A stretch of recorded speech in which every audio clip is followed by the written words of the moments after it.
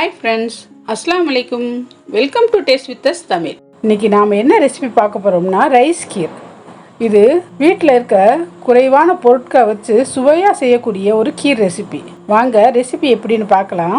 இதுவரையிலும் எங்கள் சேனலை சப்ஸ்கிரைப் பண்ணாதவங்க மறக்காமல் சப்ஸ்கிரைப் பண்ணிக்கோங்க. 3 டேபிள் ஸ்பூன் சீரக சம்பா அரிசியை நல்லா கழுவிட்டு அரை மணி நேரம் ஊற வைக்கணும். அரை மணி நேரம் கழித்து தண்ணியை வடிச்சிட்டு மிக்சி ஜாரில் போட்டு குருணை பதத்துக்கு பல்ஸ் மோடில் 2 சுத்து அரைச்சி எடுத்துக்கணும். ஒரு கடாயில் 1 டேபிள் ஸ்பூன் நெய் சேர்த்து கொஞ்சம் முந்திரி கொஞ்சம் கிஸ்மிஸ் சேர்த்து பொன்னிறமாக வறுத்து எடுத்து வச்சுக்கணும். அதே கடாயில் 6 லிட்டர் ஃபுல் க்ரீம் மில்க் சேர்த்து நல்லா கொதிக்க விடணும்.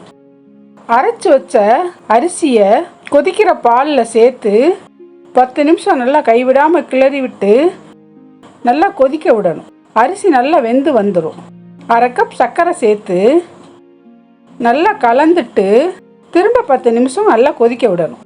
இப்போ அரை டீஸ்பூன் ஏலக்காய் தூள் சேர்த்து வறுத்த முந்திரி கிஸ்மிஸ் சேர்த்து கலந்து விட்டு இறக்கினா சுவையான ரைஸ் கீர் ரெடி. இந்த ரெசிபியை கண்டிப்பாக ட்ரை பண்ணி பாருங்க.